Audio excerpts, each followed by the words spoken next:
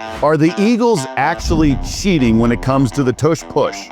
Replays show Philly should have been flagged multiple times, and the outrage is growing.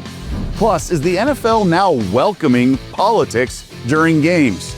Or is a moment of silence much different than Colin Kaepernick kneeling? We'll get into all that and much more straight ahead. I'm Doug Kezirian, formerly of ESPN, now 25 years in broadcasting. This is Hard Pass, also available in podcast.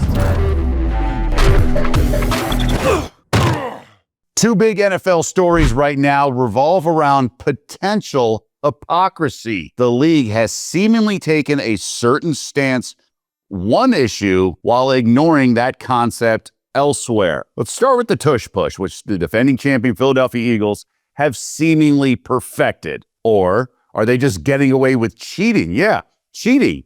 Plus, on the same day that Philly used it 8 times in a Super Bowl rematch to beat Patrick Mahomes and the Chiefs, a different NFL game was decided because the refs threw a penalty flag for a similar concept. Fans are crying foul, literally, for how the Eagles line up. And then again, for multiple linemen jumping the gun on the tush push, essentially committing a team false start. Check out this video. You can see a couple linemen move before the ball is snapped, which is clearly a foul, but it happens so fast and the refs are so far away, they miss it.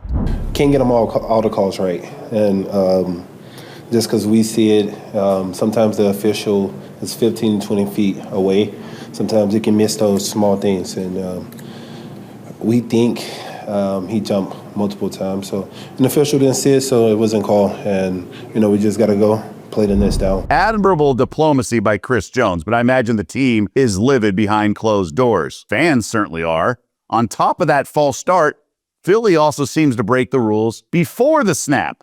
Check out this alignment. Number 51, middle of the screen in green. He's the center. His head is over the ball, but nothing except for his snapping hand is supposed to be anywhere near that. The horizontal lines, black and orange, represent the length of the football. That's the neutral zone. No one on either side, offense or defense, is supposed to be in that area. But 4 Philly linemen have their heads across the line, which should be a penalty. So the Eagles are getting advantage by lining up too close to the targeted first down or too far ahead, and then the false start only adds to it, right? Here's Eagles coach Nick Sirianni intentionally being vague when asked about the tush push postgame. Obviously won't get into all the things that we do to prepare for it, but, it's not an easy play to practice, but our guys do a great job of simulating it as much as we possibly can. As you would imagine, social media has some thoughts during this Super Bowl rematch, mostly Chiefs fans, but just in general, pretty interesting stuff.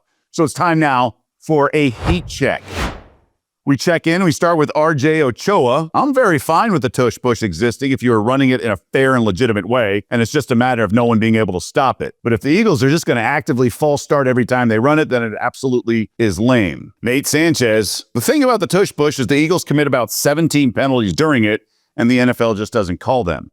Center is so far offside, you can't even see the ball. And then Barry, huge following on X, very funny often. I love how angry Jalen Hurts makes people. I hope the Eagles do a 90-play drive that's nothing but tush pushes that takes up the entire half just to make people even angrier. Jeff Kerr, a media member in Philly, the tush push isn't why the Eagles are 18-1 in their last 19 games. How about 8 giveaways, 39 takeaways? And Josh Reynolds with the ultimate troll move, very passive-aggressive to everyone complaining about the tush push, and then he hands them a tissue.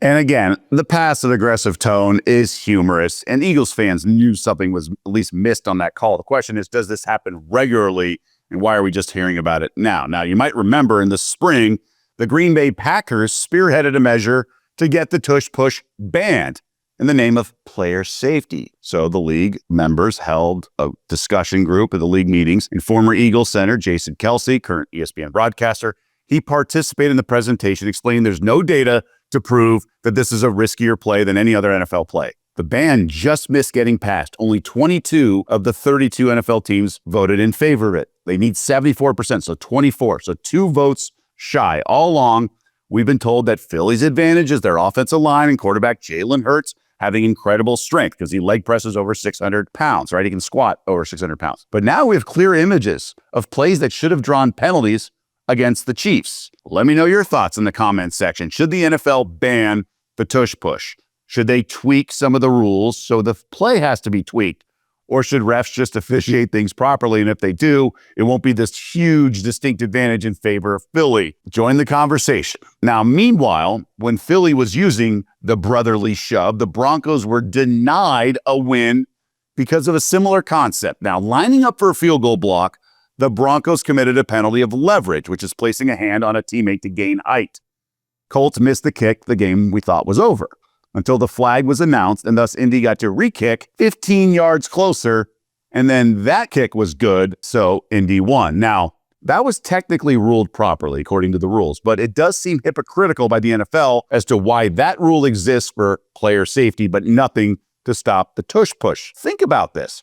They don't want an offensive lineman, right, to hold up against defenders trying to block a kick by putting the weight of multiple people on that O-lineman. So for the tush push, the defenders are asked to hold up against the strength of several players in a pseudo-Congo line. That does seem hypocritical, right? Plus, during the tush push, it's even more guys ramming down. It's multiple, like 3, 4 down one defender. Now, he has some support behind him, but it seems just as much for player safety. Again, let me know your thoughts in the comments section. Is this a similar concept and thus hypocritical by the NFL? Or am I just drawing parallels that don't really exist? Let me know your thoughts on where you sit on this. Now, elsewhere, given the political climate right now in the U.S., there was some serious tension before games even kicked off. It all revolves around the assassination of right-wing political activist Charlie Kirk and how the NFL approached the topic and informed teams it was their call and their decision whether to hold a moment of silence prior to kickoff. Now, 6 home teams ultimately did honor Kirk before kickoff. 5 did not. As we all know, Kirk was fairly polarizing between the left and right sides of the aisle, and thus any acknowledgement would likely stir the pot for some. Now, the potential hypocrisy is how the NFL handled this and then how it handled an act by some players 9 years ago when kneeling during the national anthem. It was a act spearheaded by Colin Kaepernick, the quarterback. We all know that. It essentially led to him being phased out of the league. Now, the overarching mantra and why this thing went away: politics don't belong in sports, as many insisted. The games were meant to be an escape. Well, the league held a moment of silence for this Charlie Kirk murder and did not allow a peaceful protest ultimately 9 years ago. As you would imagine, it feels like separate things, but there was some dissension, and not everyone feels that way. So we have a heat check now to get some reaction. And this is from one account. The NFL once said politics had no place in football when Colin Kaepernick peacefully took a knee against racism. He was never signed by a team again. Yet it recently held a moment of silence for Charlie Kirk, who denied systematic racism even exists. This contrast isn't about left or right. It's about fairness and consistency. Whose voices do we silence and who do we honor? And some hashtags. Again, one person's opinion. And I like this just because it's an exchange of how both maybe sides see this. Why are these sports teams honoring Charlie Kirk when we were told that politics has no place in sports when Kaepernick took a knee to protest police brutality? And then this person responded, Kaepernick was dishonoring the country that gave him his NFL dream. Charlie Kirk was a patriot. They are not the same. It just shows, everyone looks at things through a different lens, right? So that's why we have disagreement, freedom of speech, and so forth. But it is interesting how someone can be so matter of fact of something, and then another can just be so disagreeing. They feel different. For me, in general, if a league has a stance on something 9 years ago, it's not permanent. People are allowed to change, evolve, whatever. And obviously, it's not apples to apples, very different situation. One was commemorating something that happened. Yes, the person was politically involved, but let me know, was the NFL justified to allow each team to make the decision on their own? Should it have been a league-wide sort of initiative? Let me know your thoughts on how the league handled this in its entirety. It does seem pretty much of a stretch that people were complaining, but it wasn't an elected official either. I mean, that's the other thing. He was an activist, but still. And there were other killings that were in the same sort of day or timeline that were not acknowledged. So it's really interesting to see how the NFL did it. Let me know your thoughts. Would love to hear your feedback on this topic. Time now for Fans in the Stands, and this is when I get to respond to some of the comments on the YouTube page. We always want to encourage you to join the conversation, get involved. Let us know what you like, what you dislike, what you want to see more of, maybe less of, or just flat out questions you might have related to the previous episode, which is usually the case, or something else. We definitely want to engage with you, our audience, or our fans in the stands. Don't forget to like and subscribe or hype the show. That is the currency in this modern age of YouTube analytics.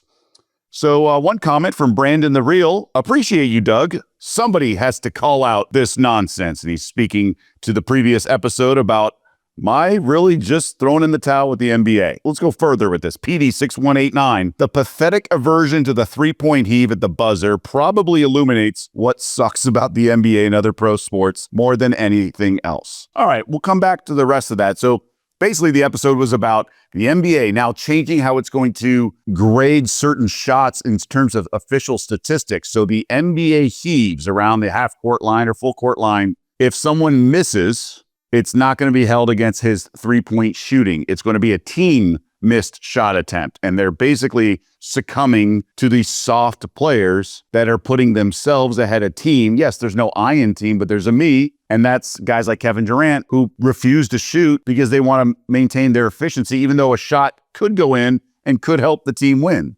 It's crazy. So Jokic, Peyton Pritchard, some of the other guys do shoot from half court or whatever. They don't care about the shooting percentages because it's a chance to help the team win. So too many players are very slow with their shot and wind up, and then the buzzer sounds and then they shoot. So it's too late. Therefore, it's not a shot attempt. Well, the NBA is going to accommodate the preferences of these soft players in my eyes.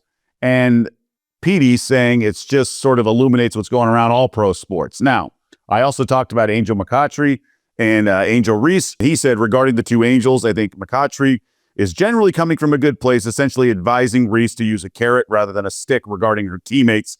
However, the articulation of that idea came off looking bad. No, Reese shouldn't use it as a specific tactic in endorsement negotiation. Personally, I like when a star player shares the wealth with the less fortunate. While I agree it's not the same situation as a quarterback buying each of his linemen a new Jeep Gladiator, it's a worthwhile goodwill gesture, in my opinion. So this is about, on a podcast, a legendary WNBA player, multiple champ, things like that, multiple scoring champ, Angel McCoughtry, saying Angel Reese should tell her, one of her endorsement companies, to just give her $100,000 so she can give $10,000 each to her teammates. I just think it's ludicrous. First of all, she can't tell her company to do that. Number two, she's negotiating that much more. That's her money. It's not her teammates.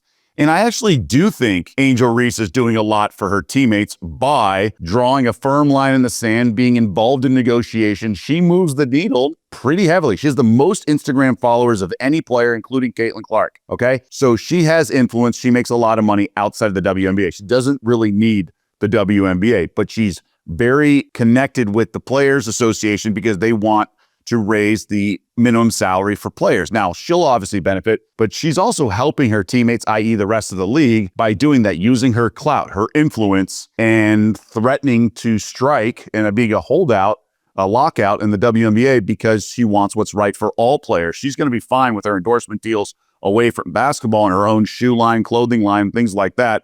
So I actually think she's doing it out instead of just straight handing out cash and bribing teammates. And she doesn't really need to win them over. She's not having trouble winning her teammates over. They all like her, based on all the interviews and things like that. So I agree, and I appreciate the response. It wasn't articulated the best way by McCoughtry, but I just think it was a silly idea, and I think she's doing plenty, she being Angel Reese. All right, that's going to do it for this episode of Hard Pass. Pretty interesting stuff in the NFL. We'll see what happens with the tush push moving forward, and if we'll, at least from a starting point, at least see more flags fly when they do commit those violations.